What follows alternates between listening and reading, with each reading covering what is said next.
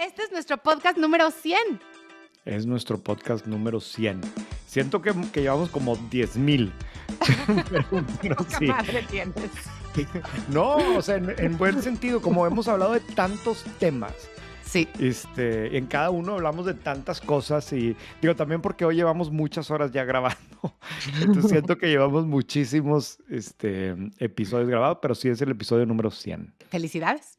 Felicidades, ya duramos y en ese, porque digo, sí es una realidad que el mundo de los podcasts está muy competido, ¿no? Y sobresaturado, y digo, es como un cliché de toda la gente que arranca un podcast y luego hay ahí algunos datos que son más bien de Estados Unidos, porque en México no hay mucha información de cuántos llegan a 5 episodios y no sé qué, y nosotros llegamos a 100, pero lo más interesante de todo es que al final, digo, y es por echarnos flores un poco, pero hoy White Paper es uno de los podcasts más escuchados en México en la categoría de negocios. En algún momento estuvimos en el número 1, ahorita ya no estamos en el número 1, pero estamos siempre ahí en el top 10. Pero más allá del ranking como tal, lo que sí sabemos es que hay un grupo de personas cada vez más grande que lo escucha todas las semanas, ¿no? Y eso pues es un gran privilegio para nosotros y al mismo tiempo una gran responsabilidad de echarle más ganas y que evidentemente no solamente que se oiga mejor y que se oiga bien, sino sobre todo que realmente tengamos los temas que son de más valor y más interesantes y que te sirvan y que sean útiles, ¿no? Que es lo que siempre hemos tratado con White Paper en general, y no solamente en el podcast, pero que sea contenido que te sirve para algo más, ¿no? Que te hace sentir mejor, una persona mejor preparada, que te da ideas, que te presiona a veces, que te alerta de cambios, etcétera, ¿no? Pero que Que te sea siembra la algo curiosidad de investigar que más te sobre dé un tema. curiosidad, etcétera, ¿no? Efectivamente, y justo le mandaba a Carla hoy en la mañana del app de Timehop que uso yo todos los días para ver las fotos viejas, ¿no? Y me salió la foto de la propuesta de nombres, ¿no? De cómo queríamos que se llamara este podcast que terminó siendo White Paper 10, pero aquí hay otros: White Paper Waves, White Paper Layers, White Paper Fishbowl, White Paper Exchange. Y no me acuerdo si ya lo hemos escuchado, ya lo habíamos discutido aquí en este podcast, pero yo en lo personal tengo una obsesión con Pink Floyd. Eh, Y yo no sabía quién, o sea, sí sé quién es Pink Floyd, pero si mi vida depende de que tararee una canción de Pink Floyd, no puedo. y Entonces, bueno, en mi cuando me caso es, mandó esto René, ninguno me sonó a nada. claro, que Todos eran eran de Pink nombres, Floyd, ¿no? todos fueron nombres que le pedí a ChatGPT que me ayudara a crear un nombre utilizando palabras como icónicas de las canciones de Pink Floyd y me salieron esos. De hecho, mi columna en Milenio se llama Ecos y Resonancias, ¿no? Y la canción de Echoes en Pink Floyd es mi preferida. Entonces también siempre hay como que el easter egg de temas de Pink Floyd alrededor de los nombres de White Paper y al final escogimos White Paper 10, que pues, no tiene nada que ver con Pink Floyd, ¿no? No. Pero que ha funcionado. Sí, me gusta mucho a mí porque el nombre, y bueno, siempre los eventos en vivo platicamos por qué se llama White Paper 10, entonces vayan a un evento en vivo si quieren saber por qué. Necesitamos programar el que sigue, ¿eh? Sí, sí, y ya hay que hacerlo en Monterrey, ¿no? Sí, definitivamente lo hacemos en Monterrey. Bueno, El resto del año vienen muchas cosas, incluyendo cosas en vivo en Monterrey y en México 2, si no me equivoco, entonces mucha acción. y me Pero bueno, decías que Carla, además cada vez más tienes suscriptores de Guadalajara también. hemos crecido mucho en suscriptores de Guadalajara, de todos lados. O sea, lo que hemos encontrado es que al final este tipo de contenido, me refiero en este caso al contenido del newsletter, que es lo que podemos medir y saber de dónde viene la gente, pero le funciona muy bien a un cierto perfil de audiencia, vivan donde vivan, así sea Tijuana o Mérida o Chihuahua o Monterrey o el que sea, pero es este perfil de empresarios y ejecutivos que necesitan tener acceso a esta información y que valoran saber más que los demás o saber lo mismo o estar leyendo lo mismo que están leyendo los principales empresarios en este país, ¿no?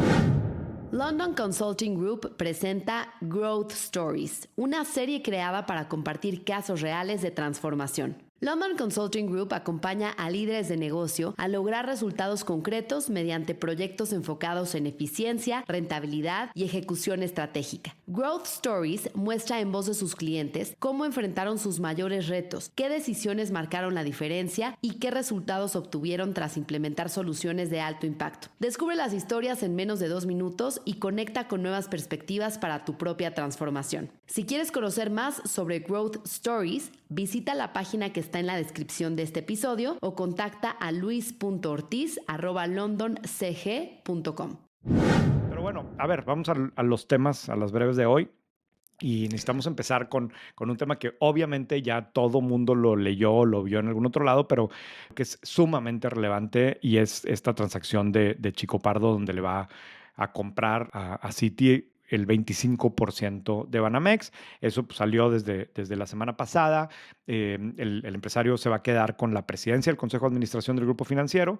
Nacho Deschamps, que tiene una historia muy larga en la banca en México y que tiene mucha credibilidad, particularmente en el mundo banquero, se queda como presidente del banco y Manuel Romo como director general, ¿no?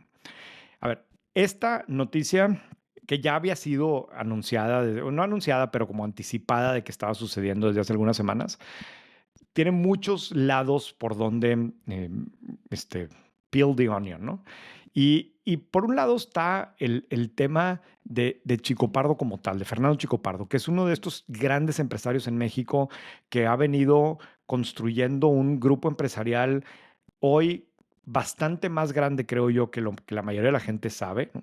Y que es algo relativamente nuevo, ¿no? Quizás de los últimos 25 años sobre todo y particularmente quizás los últimos 15 años, en donde, claro, en el núcleo está Azur, la gran operadora de aeropuertos en México y particularmente con el aeropuerto de Cancún, y que lo han profesionalizado y crecido y vuelto una máquina de generar rentabilidad, que es la verdad lo que es, y de ahí han ido comprando aeropuertos incluso fuera de México también, y luego tiene toda esta otra división de hoteles con diferentes empresas, pero sobre todo RLH Properties, que es otra empresa listada, que tienen algunos de los hoteles, algunos de los inmuebles pues, más icónicos de México, particularmente en hoteles de full service y hoteles tipo Four Seasons y demás, en diferentes lugares del país. Y luego tiene también estas empresas de logística, operadoras de puertos de las más grandes del continente.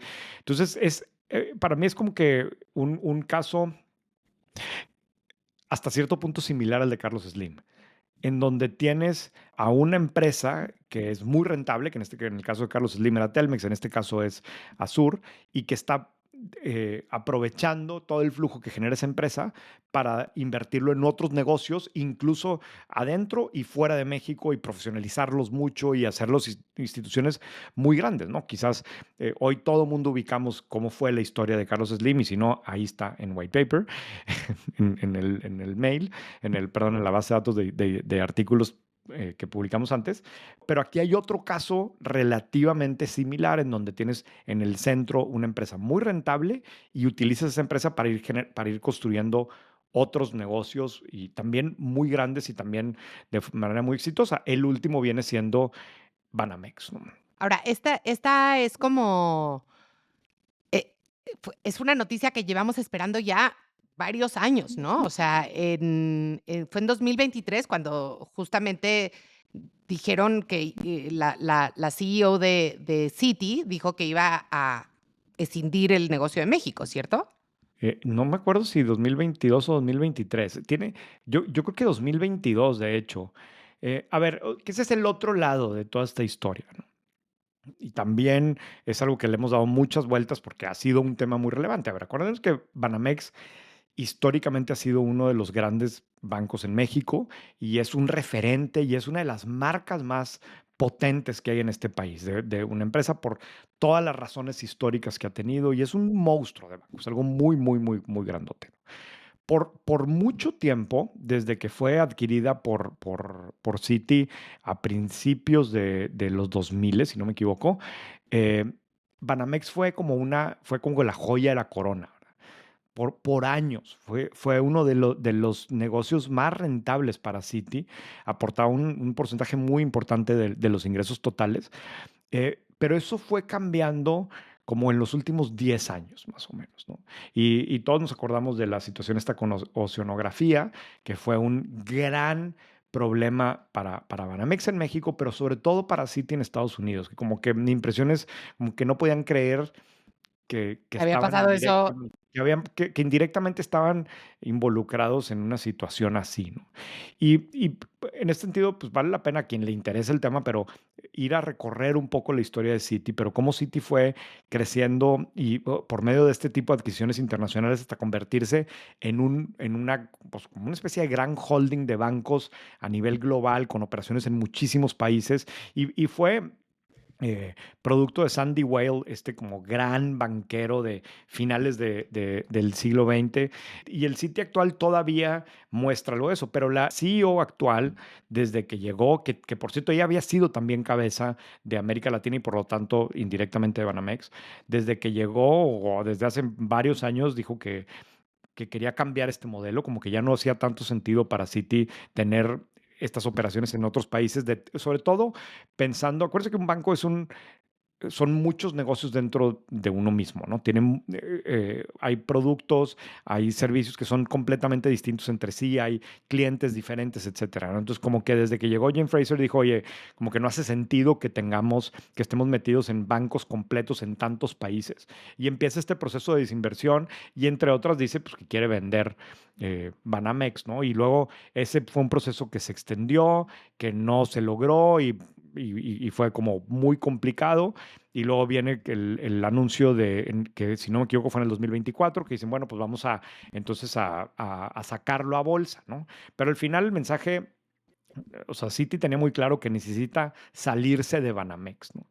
Y cuando en todo este proceso también deciden que no es que Citi ya no quiere estar en México, sí quiere estar en México, pero nomás con ciertos negocios, con la parte de banca empresarial y con la parte de wealth management, pero no con la parte de banca de consumo, que es la que requiere de las sucursales, de los cajeros, de esta operación gigantesca de tarjetas de crédito, de créditos de nómina, de auto, de hipotecario, etcétera. Es el bancotote, ¿no? El gigantesco.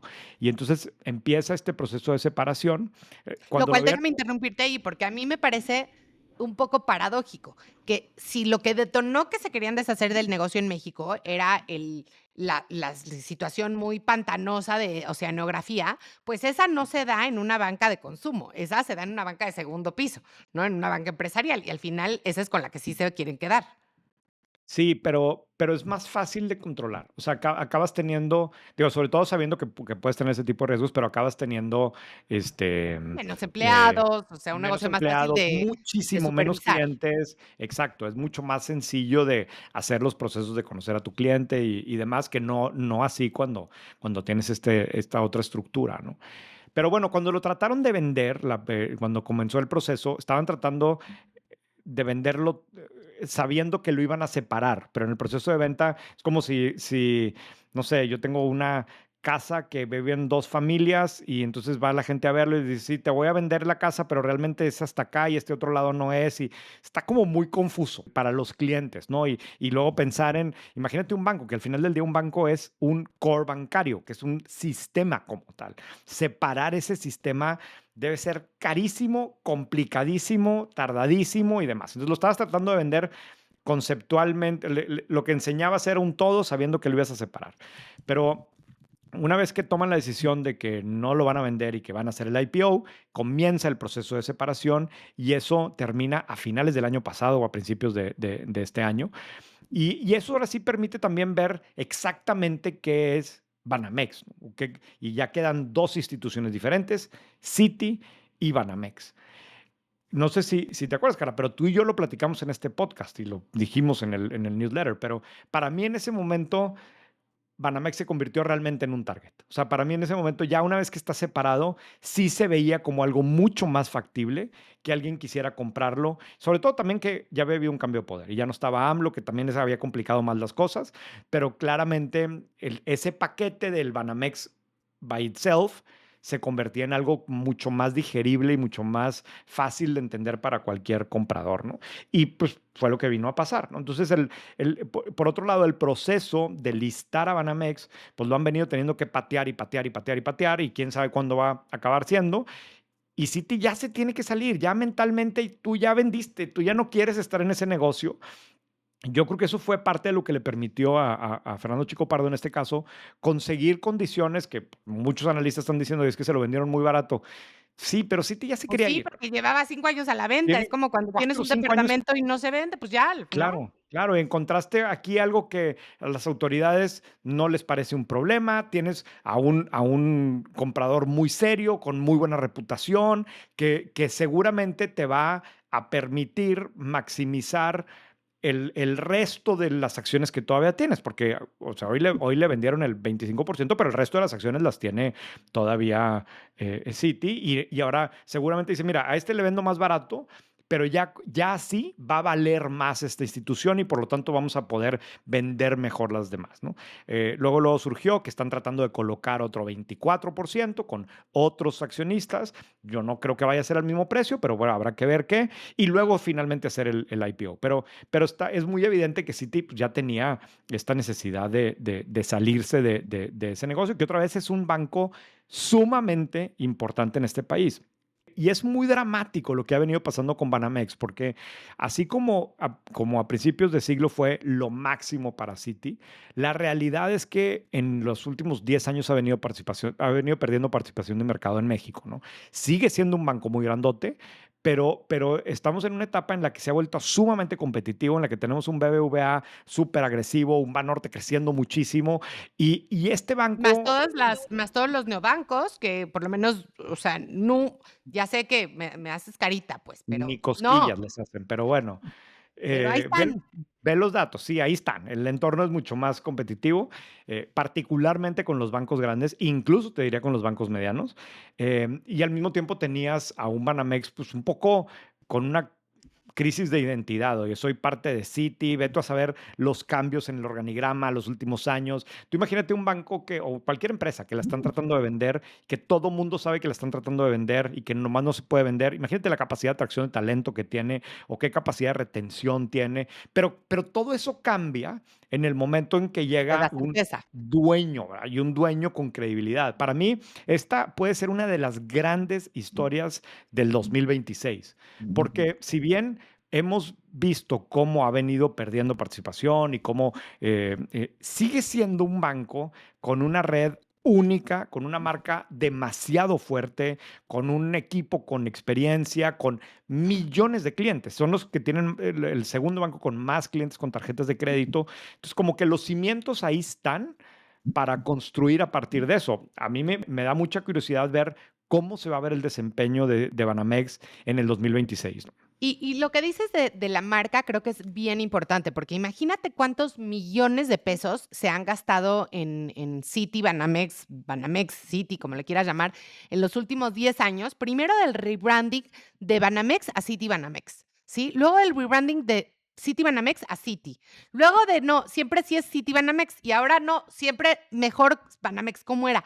O sea, la cantidad de valor que ha pasado por manos de agencias, nuevos CMOs, gasto en comunicación interna, etcétera, es brutal y como dices, y al final la marca ya la tenían y es una marca muy querida que tiene un altísimo reconocimiento, que tiene mucha confianza en nuestro país y bueno, va a ser muy interesante qué van a hacer también a nivel comunicación con eso, ¿no? Sí, sí.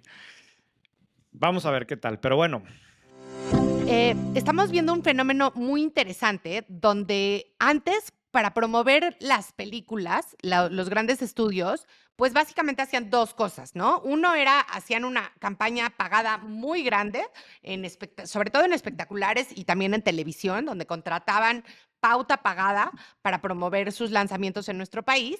Y por otro lado, iban a hacer como promoción de prensa en los sospechosos comunes. Iban a los programas de la mañana, quizás hacían un press junket con las revistas más importantes o con algunos periodistas especializados en cine, que siempre a mí me ha llamado la atención de realmente cuánto te mueve la aguja un periodista especializado en cine en un país como México, pero era como el playbook, ¿no? O sea, contratabas a tu agencia de marketing que te hacía estas campañas pagadas y luego contratabas a tu agencia de relaciones públicas que te hacía un press junket y te llevaba con los 2 o 3 programas más importantes de televisión en México para promover la película con los protagonistas.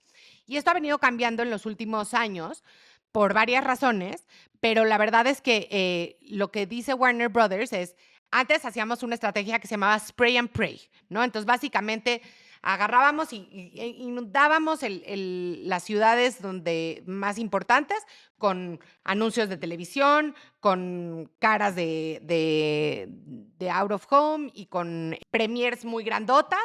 Y la verdad es que eso ya no se puede hacer. O sea, literalmente dice muy bueno el quote que dice, long ago are the days where you can spend your way to success. O sea, ya se acabaron los días donde puedes gastar tu dinero hasta que seas exitoso. Y entonces ahora están haciendo una estrategia muy distinta donde en vez de ir con estos periodistas especializados y a estos programas de tele y gastar un montón en publicidad, están haciendo cosas, y digo entre comillas creativas, porque casi todos hacen lo mismo, que es buscar entrevistas con influencers, donde seguramente no les pagan, ¿no? Más bien es como los nuevos periodistas, y entonces viene Brad Pitt y pues hace tacos con Robe Grill, ¿no? Robe Grill es, obviamente, lo han venido a ver Will Smith, Olivia Rodrigo, todos los que quieren lanzar desde películas hasta discos, etcétera. Y José Ramones, por ejemplo, que es este chavo que se burla de los niños bien mexicanos, acaba de entrevistar Leonardo DiCaprio. a Leonardo DiCaprio, y entonces hacen un video de chiste, o por ejemplo, el otro que he visto muchísimo es, ¿cómo se llama este influencer que se viste como de la mamá? ¿Ya sabes? Paco de Miguel. Paco de Miguel. Paco de Miguel estuvo con las de Freaky Friday y entonces en su personaje así de, ay, qué chula, no sé qué. Y pues sí, se vuelven igual, entre comillas, medio virales estos clips. No sé qué tanto realmente te mueva la venta de boletos, ver un clip chistoso con Jamie Lee Curtis y Paco de Miguel. Pero es una estrategia interesante que están adoptando las casas productoras de película, ¿no? Y Sí, pues ahí, yo creo que más que venta de boletos, o sea, más bien si lo quieres comparar esto con llevar al actor o a la actriz al programa de la mañana en el canal de tele, ¿no? O sea, que creo que era el espacio que antes funcionaba y como que era parte de la gira normal. Yo me imagino que siguen yendo también, pero aquí el punto es cómo ahora tienes esta otra alternativa con creadores de contenido, con influencers que muy probablemente son one man show, ¿no? Más que one man show, a lo mejor es un pequeño equipo de 2 o 3 personas que no tiene una inversión en CapEx, en estudios, que no tienen una concesión para transmitir y que probablemente hoy son más efectivos que los canales anteriores, que eran los programas de la mañana y demás. No tengo que otra vez para vender boletos, pero sí para como crear awareness de que está pasando esto, está llegando esta película, viene el disco nuevo de este grupo, viene el concierto de no sé quién y está la persona en México y pues, ¿qué haces con la persona, no? Que la trajiste para promover la película o en este caso el cast de la película esta de, no me acuerdo cómo se llama, pero donde sale Leonardo DiCaprio y el camino ahora es irte hacia las audiencias a las que le puede llegar este tipo de creadores, que a mí me parece increíble, ¿verdad? Porque muchos de ellos estoy seguro que debe ser una situación surrealista de repente que les hablen para decir, oye, preferimos que esté aquí contigo, queremos que si puedes entrevistar a tal persona, ¿no? A mí el caso de Robert Grill me parece increíble, ¿no? O sea, y se ve que él pues está disfrutando lo que está haciendo y ahora él es el que está trayendo, o no trayendo, sino que le está presentando a su audiencia que vinieron estos artistas a promover X cosa en México. sí, a ver, totalmente, y que también se presta a tener formatos mucho menos rígidos, ¿no? O sea, porque cuando tú vas a un programa de televisión que dura 2 horas, el segmento que te pueden dedicar dura tanto tiempo, ¿no? Y lleva un formato, pues, muy estructurado, ¿no?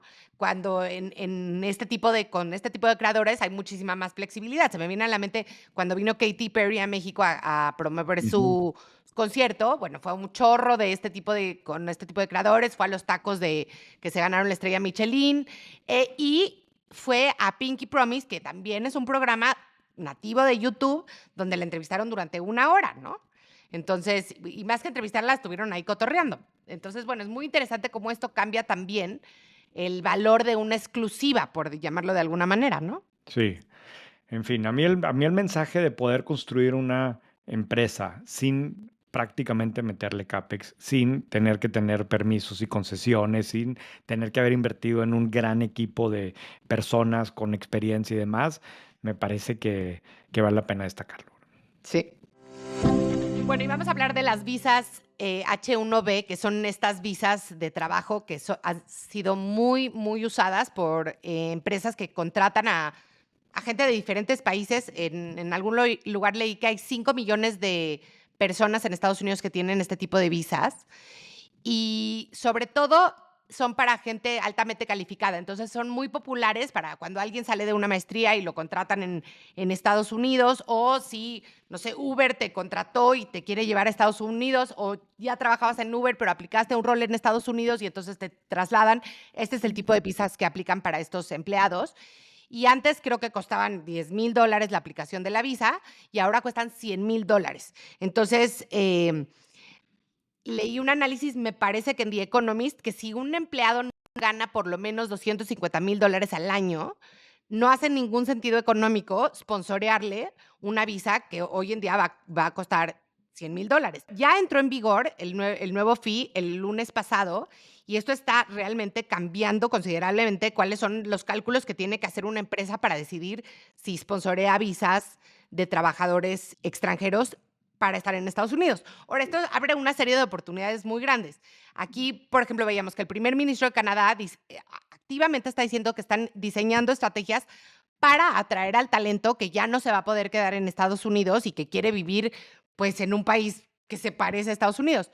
Pero también en México, el otro día leí un post de Bismarck Lepe, este emprendedor que a mí es de mis emprendedores favoritos, el fundador de Wiseline, que decía que la pregunta siempre antes era ¿por qué México? Y que ahora la pregunta debe ser ¿cómo México? ¿No? Porque en Knowledge Workers, pues realmente estamos muy cerca, el time zone es el mismo. Tú y yo lo hemos platicado en este podcast, incluso hicimos un deep dive de lo que llamamos el otro nearshoring, que era contratación de gente de knowledge workers en México, y pues creo que ahora va a ser mucho más usado este tipo de esquemas, porque yo creo que si antes las empresas se la pensaban para sponsorearle una visa a los trabajadores no americanos, ahora con este fee va a ser muchísimo, muchísimo más, ¿no? O sea, el hecho de ponerle este fee, más que hacerlo mucho más caro, está rediseñando el para qué se utiliza, ¿no? Como que parte del argumento de la administración de Trump era que se estaba sobreutilizando para todo y con esto, pues, como si lo regresara a hacer algo como por excepción para gente muy excepcional. Pero fíjate, ahorita me puse a ver y según lo que me dice aquí el AI de Google, Sundar Pichai, Satya Nadella, Eric Yuan, el de Zoom, todos ellos llegaron a Estados Unidos con la Claro, visa H1B, ¿no? Entonces, claro. claramente es algo que las empresas en Estados Unidos han utilizado para importar a Estados Unidos gente con mucho talento. Pero yo cuando propusiste hablar de este tema y que lo vi ahí en Notion, es el tipo de cosa que de entrada suena y hace como que coincide con algo de lo que hablamos mucho en este podcast, que es como de las oportunidades de México y decir, bueno, si Estados Unidos no se las va a dar, pues se las vamos a dar nosotros, busquemos cómo hacer México más atractivo. Pero luego me pone a pensar, Carla, y honestamente me entra aquí mi seria duda es, si, o sea, ¿qué tanto eso es una realidad? ¿O qué tanto más bien esto era o sea, era gente que se quería ir a Estados Unidos por el potencial de hacer carrera en las empresas de tecnología de Estados Unidos, por el potencial de quedarse en Estados Unidos y emprender por su parte después? O sea, yo no dudo que México puede ser, y lo vemos con los nómadas digitales, puede ser una opción como que súper atractiva por la forma de vida y por el que quiere llegar a vivir aquí en la Ciudad de México en particular y con este tema así como que súper cosmopolita y la comida y la cultura y no sé qué. Pero para mí eso no es lo mismo que tiene este mindset de que es la gran oportunidad de irme allá porque voy a desarrollar una gran carrera en Google. Y Y porque aquí en voy a vivir México, el pues, sueño mira, americano, ¿no? y voy a vivir el sueño americano. Y eso, pues nosotros no se lo podemos ofrecer, y no se lo vamos a ofrecer, ¿no? Estoy de acuerdo contigo, pero por otro lado, a ver, cuando tú te vas a estudiar una maestría de Estados Unidos, por ejemplo, la verdad es que sí, mucha gente se iba con la idea de, bueno, va a ser relativamente fácil conseguir un trabajo en Estados Unidos y que me sponsoren para una visa. Y ahí ya veo si me gusta, si me quedo como una experiencia de vida por 2, 3 años y ya luego me regreso a mi país, o si hago una gran carrera. El tema es, o sea, entiendo que a lo mejor no es lo que van a querer, pero es que ya no es de querer, ya va a ser de poder, ¿no? Claro. Y entonces,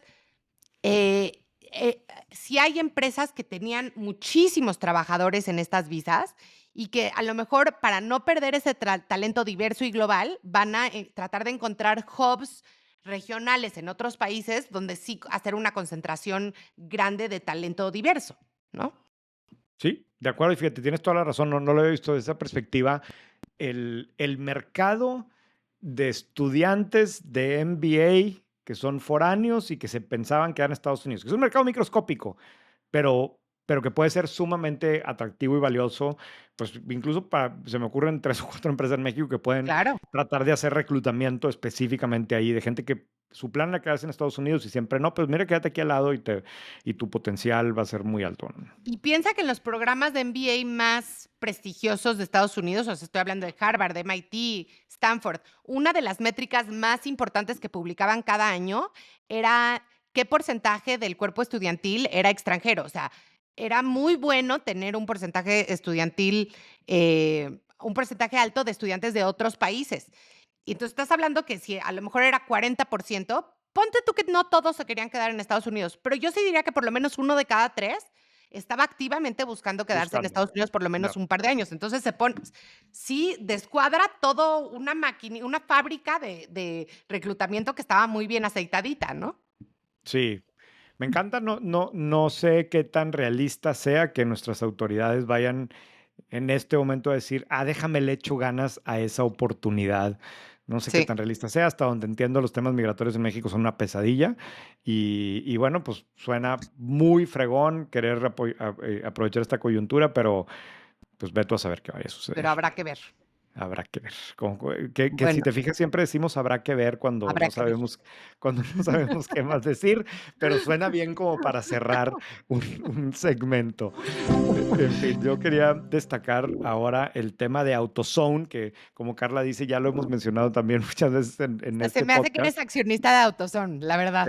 Te juro que no soy, te juro que no tengo acciones de AutoZone, pero es de esas empresas que me intrigan a mí porque están creciendo en este país de una forma muy significativa y como que al mismo tiempo no sabemos tanto de ellas, o no, digo, es una empresa pública y cada vez da un poco más de información, pero creo que es a destacar el mercado que encontraron.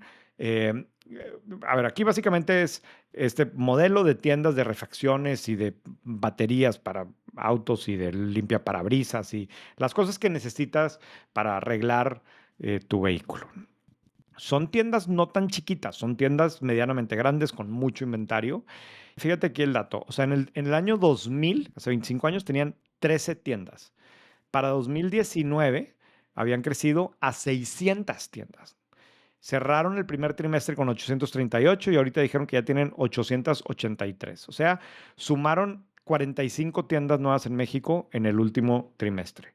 No hay tantas empresas que estén abriendo tantas tiendas a nivel trimestral. Tienes a Tiendas 3B, tienes a Oxxo, no sé cuál otra me falte, pero no hay tantos que estén creciendo tan rápidamente y más en este caso que es otra vez un local relativamente grande. En la llamada trimestral, que sí, en el comentario que nos dijeron que si tenemos un ejército de personas escuchando todas las llamadas trimestrales, no, la verdad no es que no es así.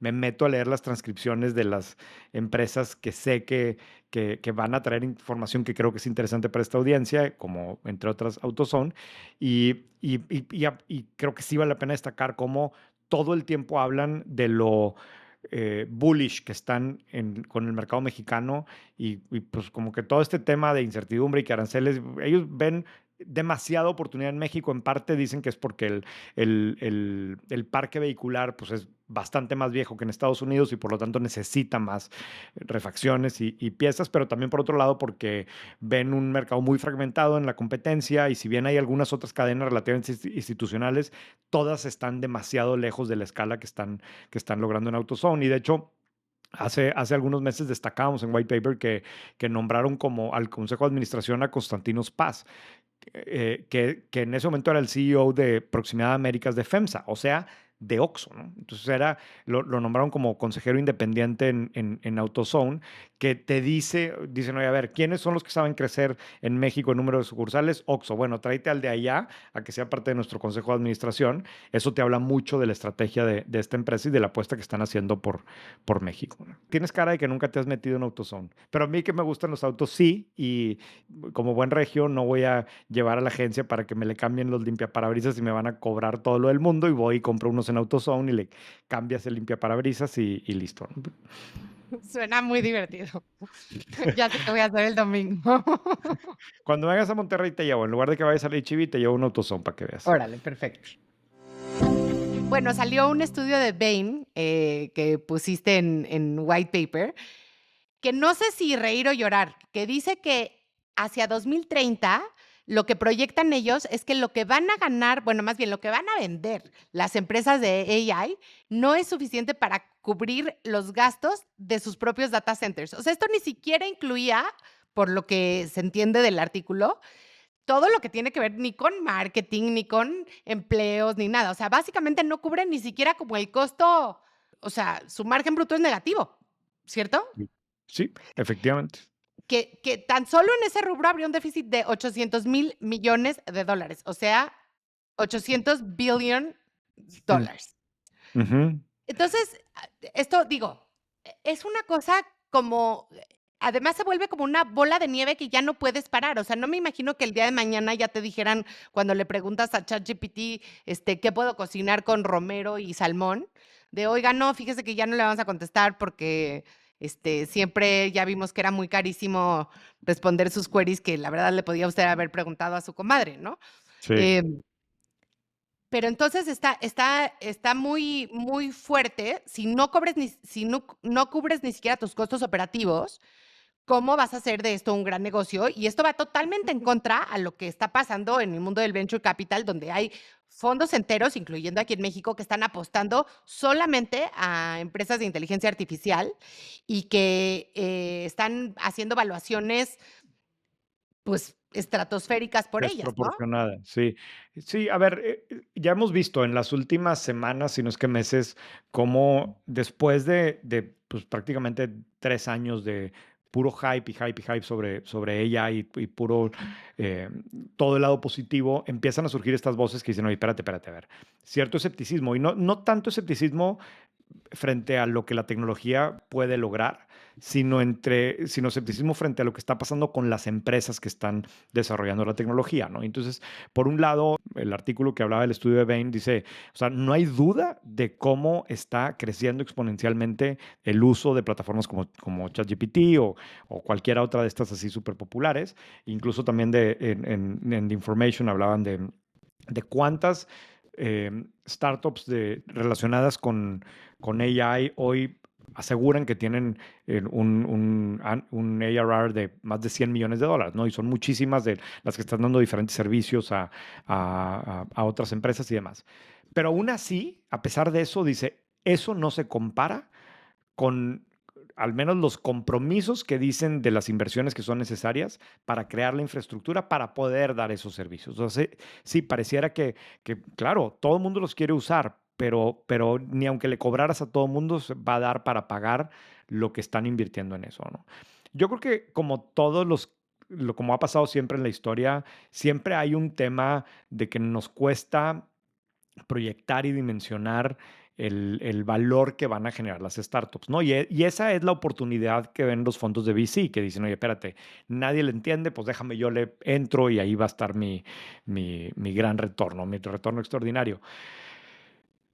Pero no sé. O sea, sí, Ah, las cifras o sea, nunca en la historia hay un tipo que hace unos podcasts, que es la persona más escéptica que yo conozco de AI, y él dice que todos estos argumentos que estoy dando yo ahorita, de que la falta de imaginación y todo, es bullshit, como diría él, porque las cantidades de las que se está hablando ahora nunca han sido similares a las del pasado.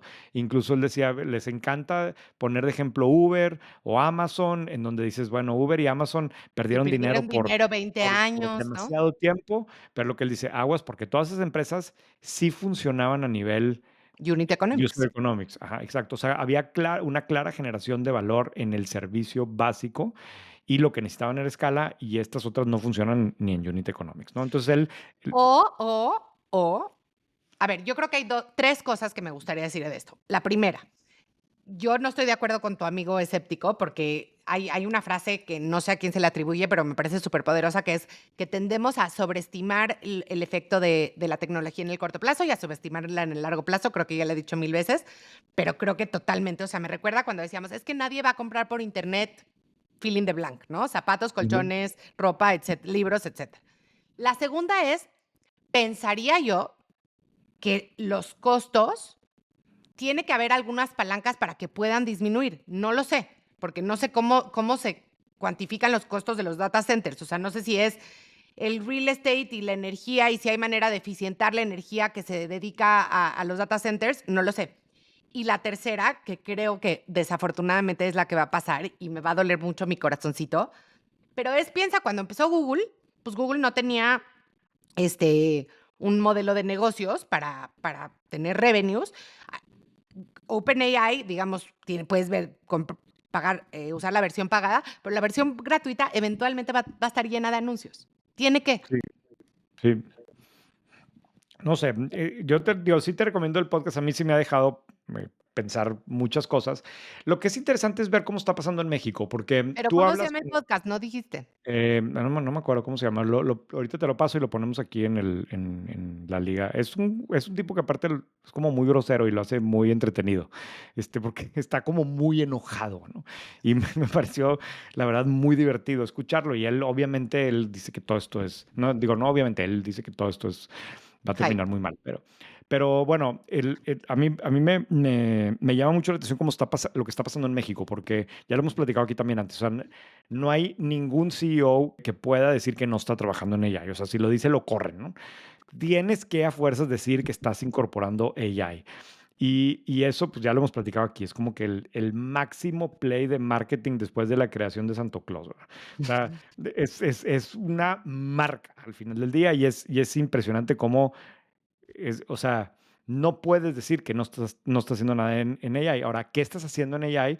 La mayoría de lo que están haciendo es implementando chatbots para que le contesten a los clientes, ¿no? O sea, es como que el low hanging fruit o cosas relacionadas con hacer el copy diferente o para escribir. A mí me choca porque, por ejemplo, ahorita que estoy haciendo entrevistas para un puesto en particular, veo las respuestas y sé que todas las respuestas yo les pongo unos como examencitos que hago que me gusta para ver cómo piensa la gente y veo que el 100% de las respuestas que me llegan están generadas con ChatGPT. O sea, es muy evidente verlos si comparas las respuestas que me llegan hoy de las que me llegaban hace 2 o 3 años y pues, ¿cómo evalúo eso ahora? Pero bueno, ese es otro tema. Pero claramente se está usando para temas de redacción, se están utilizando para temas de chatbots y para atender clientes y lo odio con todo mi corazón que el otro día quería ver una cosa en una agencia de carros y me bombardea un chatbot que me está preguntando que por qué no fui a la cita y no sé qué me está hablando porque no hice ninguna cita y ya bloqueé todo.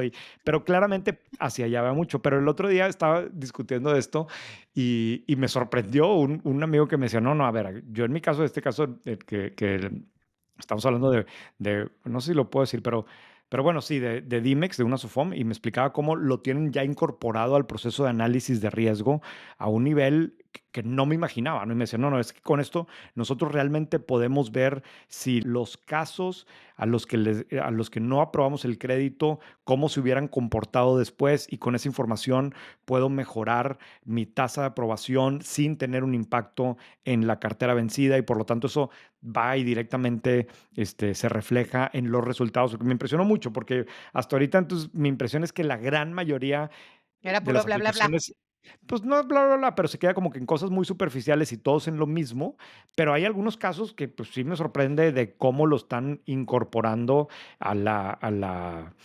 pues al negocio core, ¿no? Y a funcionalidad que sí tiene un impacto en los estados financieros en un corto y mediano plazo, ¿no? Yo sí creo que la tecnología como tal tiene un potencial increíble, que apenas le estamos empezando a rascar a este tema, pero por otro lado, sí estoy muy escéptico de los deals que se están armando entre las empresas y de el hype que hay alrededor de las aplicaciones de la tecnología, al menos en el corto plazo.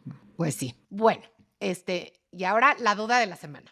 Mi duda es para ti y para Luis, que es el director, digamos, de toda la imagen de White Paper. Entre otras O sea, cosas. entre otras cosas, estamos hoy grabando, es lunes 29 de septiembre y me llegó, como todos los días, White Paper y me gusta especialmente los lunes porque el lunes hay una sección que se llama Conoce A. Y en Conoce A destacamos perfiles de mujeres que sentimos que están haciendo cosas interesantes en el mundo corporativo. Entonces hoy destacamos a Edna Sosa, que es la directora de marketing en Lululemon México, que como sabemos ha sido, pues, ha tenido mucho éxito en nuestro país, ya la recompró todas las franquicias que tenía Exalta, en su momento las recompró Lululemon, pero la verdad, o sea, no puedo, que no le pusieron su caricatura como a todas las caricaturas de White Paper, y yo creo que Edna va a estar muy decepcionada que no puede imprimir su caricatura bonita, hecha con una ilustración preciosa de Luis en White Paper, y quería preguntarles por qué. A ver, ojo, sí tiene una ilustración, pero no Sí, es el está muy mismo bonita la estilo. ilustración. Sí, no es el mismo estilo que antes. Hijo, este tema nos diste así como que en un punto que realmente no tenemos muy claro qué debemos de hacer, pero es una discusión que Luis y yo hemos tenido desde hace tiempo. Fíjate que lo que nos pasó es que desde que arrancó White Paper, el tema de las ilustraciones literalmente a mano que hace Luis, y hoy hacen Luis y Ana Paula, pero en su momento hacía todo Luis en el iPad, y ahí tenemos algunos videos padres de como de la parte histórica donde Luis está haciendo algunas, o al menos a mí me encanta, algunas de las ilustraciones. Pues eso era algo muy único y fue como que parte de lo que nos ayudó a que White Paper conectara muy bien específicamente con el tipo de audiencia al que queríamos llegar, ¿no?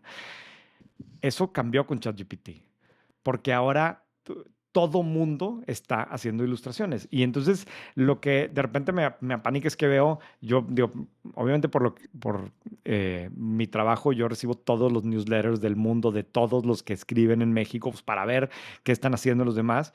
Y absolutamente todos traen ilustraciones en blanco y negro, pues hasta cierto punto similares a las que hacemos nosotros, ¿no?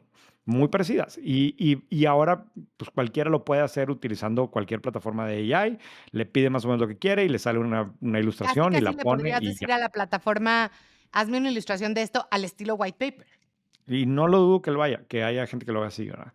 Entonces, mi impresión es que se nos está comoditizando por completo algo que era bastante único para White Paper. Y entonces hace algunos días que Luis y yo empezamos a discutir qué podemos hacer diferente, porque yo quiero seguir utilizando ilustraciones y me encanta la imagen que tenemos en White Paper y creo que hace mucho sentido, pero ¿cómo la podemos, pues, mantener como algo muy propio, ¿no?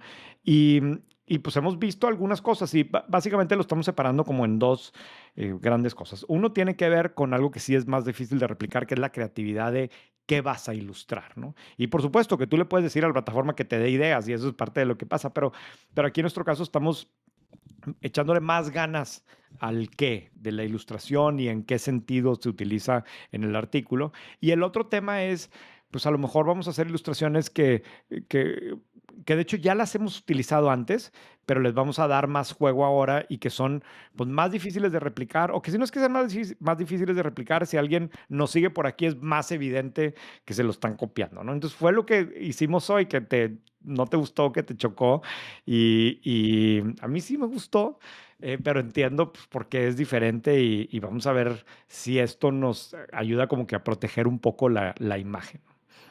O sea, es que para mí, yo creo que este tipo de cosas se vuelven muy... A ver, creo que hay tres tipos de ilustraciones que yo veo en White Paper. Una son las que son como infográficas, ¿no? O sea, cuando hablas de, Ajá. por ejemplo, una gráfica de La cómo que han ido tengo subiendo. atrás de las botellas. Ajá. Sí, y sí, incluso estaba pensando más gráfica de barras normalitas, ¿no? Sí, Y esas, pues sí, ni modo, las van a copiar, pero las tienes que hacer, porque al final del día, pues sí. tienes que mostrar los datos de una manera fácil para el lector. Luego están las que tienes atrás, ¿no? Y en otra de las salas de juntas de White Paper tienes una de los diferentes modelos de celulares, que para mí son piezas de arte. O sea, son cosas que yo sí colgaría en mi oficina y sí regalaría a alguien y me parecen espectaculares, ¿no? Y luego están las de personas. Y para mí las de las personas me parece un poco como, no sé, como yo creería que cuando sale alguien sí la guarda y o la va a usar de su foto de perfil en su WhatsApp o en su email. Yo la uso en mi email, por ejemplo, la mía. O sea, pero a mí sí me dio muchísima emoción el día que me salí yo en White Paper y me hicieron una ilustración, ¿no? Y no quisiera que eso se perdiera. Vamos a ver cómo lo podemos evolucionar. Aquí está Luis también viendo con su cara de sonrisa y duda y de lo mismo que tengo yo. Pero entonces es parte de los retos. Llevamos 5 años construyendo White Paper y en este tiempo ha cambiado muchísimo el entorno competitivo Sí. de nuestra industria y todo el tiempo tenemos que estar evolucionando y ver qué es lo que mejor funciona, Y pero déjenos está sus padre. comentarios de este tema, a ver qué opinan. Sí, muy bien. Bueno, pues bueno, René. Listo. Ya Gracias, Carla. Seguimos en contacto. Bye. Bye. London Consulting Group presenta Growth Stories, una serie creada para compartir casos reales de transformación. London Consulting Group acompaña a líderes de negocio a lograr resultados concretos mediante proyectos enfocados en eficiencia, rentabilidad y ejecución estratégica. Growth Stories muestra en voz de sus clientes cómo enfrentaron sus mayores retos, qué decisiones marcaron la diferencia y qué resultados obtuvieron tras implementar soluciones de alto impacto. Descubre las historias en menos de 2 minutos y conecta con nuevas perspectivas para tu propia transformación. Si quieres conocer más sobre Growth Stories, visita la página que está en la descripción de este episodio o contacta a luis.ortiz@londoncg.com.